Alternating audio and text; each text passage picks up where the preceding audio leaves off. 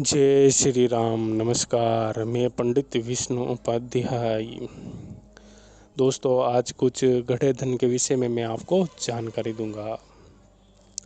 देखिए, गढ़ा धन यानी जमीन का धन, वो धन जो हमारे पुरखों के द्वारा या फिर किसी जाने अनजाने व्यक्ति के द्वारा जमीन के अंदर उस समय डाल दिया गया हो और वो आज भी उसी जगह पर दबा हुआ जो धन है उसे हम गढ़ा धन कहते हैं।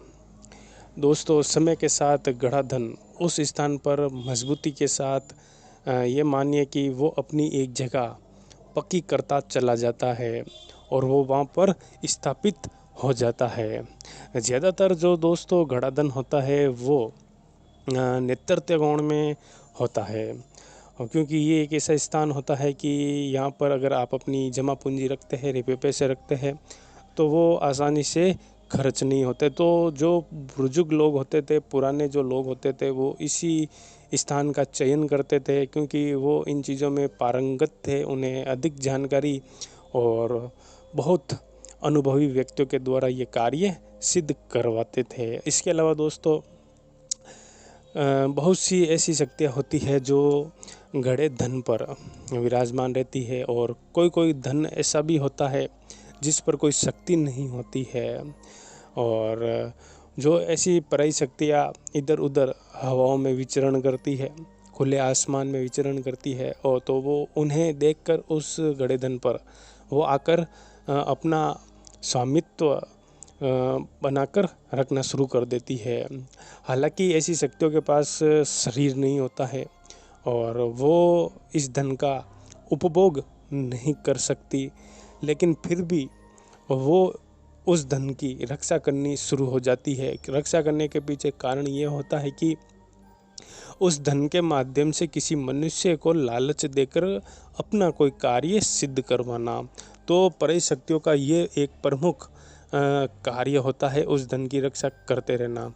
साथ में जो मूल शक्ति होती है उस धन की, वो भी वही कार्य सिद्ध करवाने के लिए ही उस धन की रक्षा करती है। साथ में जो व्यक्ति अपने जीवन भर की जमा पूंजी उस समय ज़मीन के अंदर डाल देते थे, तो मृत्यु के बाद उनकी आत्मा उस धन पर अटक जाती थी, तो वो भी उस धन की रक्षा करती है।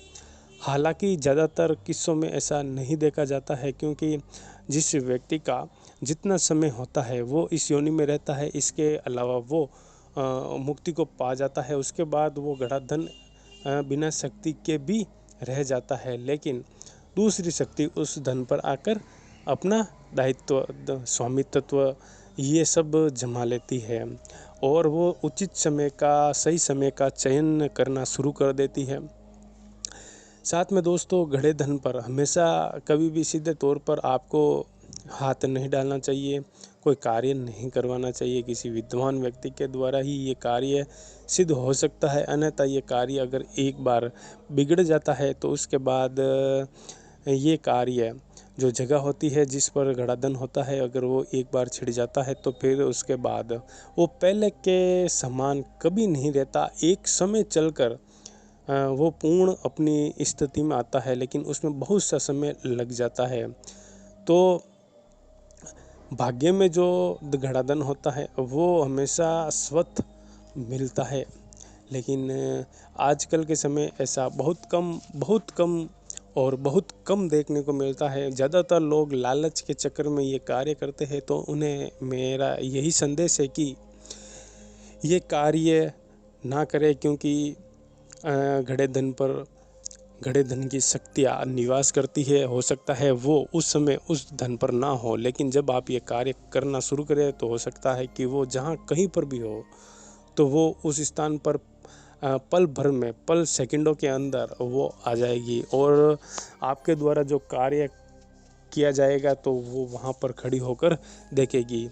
अब कुछ शक्तियाँ बलि भी लेती है, कुछ शक्तियाँ स्थान भी लेती है, कुछ अपनी मुक्ति का रास्ता के लिए भी गंगा जी स्नान जो होता है, गया जी से स्नान जो होता है वो करवाने की डिमांड भी करती है, और कुछ हिस्से जो होते हैं वो दान पुण्य में भी इसमें करने के लिए शक्तियाँ अपना हम जो मन की इच्छा होती है वो भी बताती है। तो बहुत से ऐसे कार्य होते हैं।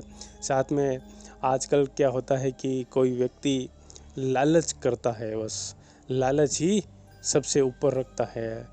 अगर किसी व्यक्ति को शनि की साढ़े साती या शनि की ढैया या शनि की महादशा लग जाए, या किसी व्यक्ति का राहु अगर खराब हो, ऊपरी बाधा जैसी समस्याओं से कोई व्यक्ति पीड़ित हो, या फिर गंभीर पितरदोष जैसी समस्याओं से पीड़ित हो, ऐसे व्यक्ति जिनके कुल देवी कुल देवता उनसे नाराज़ है, साथ में वो भगवान के मंदिर में नहीं जाता है, आराधना नहीं करता है, ईश्वर के प्रति झुकाव नहीं रखता है, अपने पितरों को नहीं मानता है और इन चीज़ों को हमेशा नकारता है, और ऐसा व्यक्ति को यदि पता चल जाता है कि इस जगह गड़ा धन है, चाहे वो आपका घर है या और कोई भी स्थान, तो वो लालच में आकर ये कार्य करना शुरू कर देता है। तो ऐसे व्यक्ति को कभी भी सफलता नहीं मिलती है। वो हमेशा इस कार्य से अपने जीवन की जो जमा पूंजी होती है उसे खर्च करता रहता है, लेकिन हाथ में कुछ नहीं आता है। तो आपको इन चीज़ों को समझना पड़ेगा, जानना पड़ेगा।